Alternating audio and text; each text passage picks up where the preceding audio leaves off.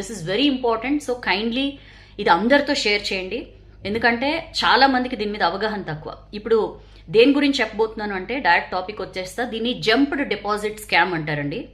ఈ మధ్య మనం ప్రతిదానికి రూపాయి దగ్గర నుంచి ఎన్ని లక్షల్లో ట్రాన్సాక్షన్స్ చేయాలన్నా చాలా విరివిగా వాడేస్తున్నాం కదా. యూపీఐ, గూగుల్ పేనో ఫోన్ పేనో వాడేస్తున్నాం కదా.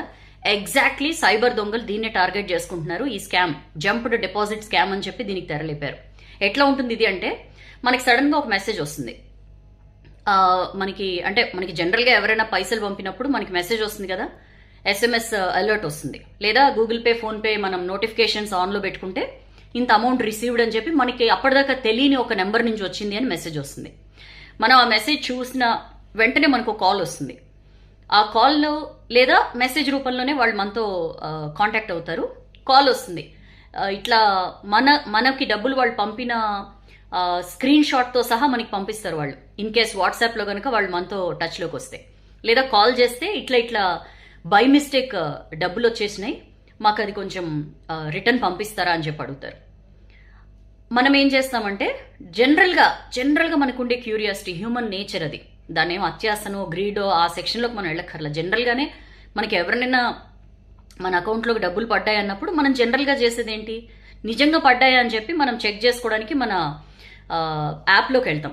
యాప్లోకి వెళ్ళి మనం ఎప్పుడైతే పిన్ ఎంటర్ చేస్తామో దట్స్ ద ఎండ్.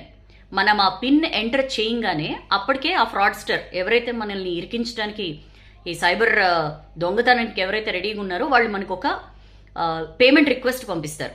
జనరల్గా మనం ఏం ఆలోచిస్తామంటే, యూపీఐ పిన్ ఎంటర్ చేస్తే మనం బ్యాలెన్స్ చెక్ చేసుకోవడానికే అని అనుకుంటాం. బట్ మనకి తెలియకుండా వాళ్ళు పంపించిన రిక్వెస్ట్కి మనం అథెంటిఫికేషన్ ఇస్తాం. మనం ఎప్పుడైతే పిన్ ఎంటర్ చేస్తామో వాళ్ళ రిక్వెస్ట్ మనం యాక్సెప్ట్ చేసినట్లే. That's the end. మనకే తెలియకుండా మన డబ్బులన్నీ ఓం నమ శివాయ. చాలా చాలా చాలా కాషియస్గా ఉండాలండి. ఈ మధ్య కాలంలో విపరీతంగా జరుగుతున్నాయి. మొన్న ఈ మధ్య తమిళనాడు సైబర్ పోలీసులు కూడా దీని మీద కేర్ఫుల్గా ఉండమని చెప్పారు. ఎందుకంటే ఇప్పుడు మనం వాడుతున్నదే గూగుల్ పే ఫోన్ పే కాబట్టి. మరి ఎట్లా సౌజన్య దీని నుంచి ఎట్లా మనం కాపాడుకోవాలంటే, మన సైబర్ ఎక్స్పర్ట్స్ కొంతమంది చెప్తున్న కొన్ని విషయాలు ఏంటంటే, ఎక్కడి నుంచైనా డబ్బులు వచ్చాయి, ఎస్పెషల్లీ మనకి తెలియని చోటు నుంచి మన అకౌంట్లోకి డబ్బులు వచ్చాయనగానే ఇమీడియట్గా అది చెక్ చేసుకోవడానికి హర్రీ అవ్వద్దు.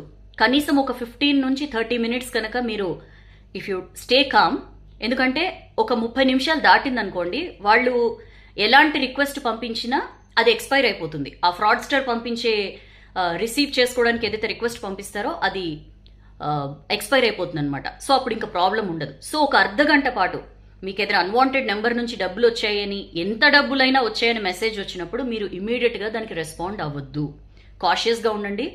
ఎట్టి పరిస్థితుల్లో ఇమీడియట్గా చెక్ చేసుకునే సిచ్యువేషన్ తెచ్చుకోవద్దు. ఒకవేళ చెక్ చేసుకోవాలి అనుకుంటే రాంగ్ పిన్ ఎంటర్ చేయండి.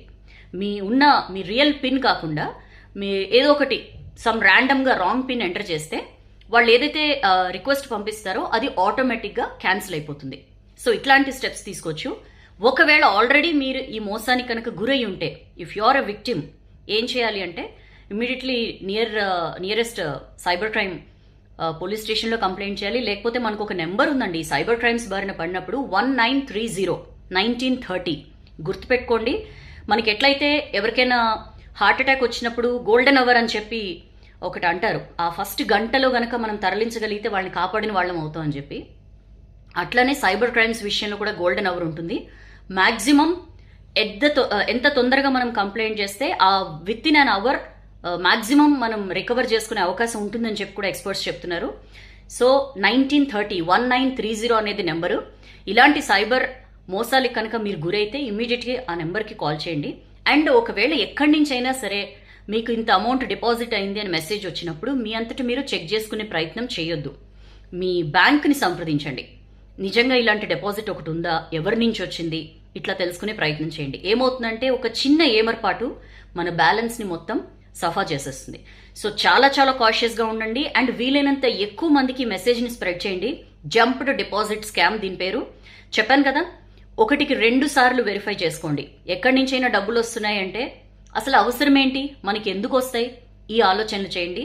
ఎట్టి పరిస్థితిలో ఇలాంటి దొంగల బారిన మాత్రం పడకండి. Thank you so much sir, Pattabhi sir and Vasu అన్నయ్య స్వయంగా ఎక్స్పీరియన్స్ చేసినది. సో ఇట్లాంటివి ఇంకెవరికి జరగకూడదని చెప్పి ఒక అవేర్నెస్ కింద ఈ వీడియో చేశాను. మీకు ఖచ్చితంగా నచ్చుతుంది. And be careful. ఇది వీలైనంతగా షేర్ చేయండి. అందరికీ కూడా దీని మీద అవేర్నెస్ క్రియేట్ చేద్దాం మనం. దీని మీద వీసీ సజ్జనార్ కూడా ట్విట్టర్లో మొన్న ఒక వీడియో పెట్టారు. సో ఇలాంటి అవేర్నెస్ వీడియోస్ చాలా ఇంపార్టెంట్ కాబట్టి చాలా జాగ్రత్తగా ఉండండి. అగైన్ సైబర్ క్రైమ్ బారిన పడితే 1930 ఇస్ ద నెంబర్. దానికి కంప్లైంట్ చేయొచ్చు మీరు. Please be cautious. This is your Soujanya signing of.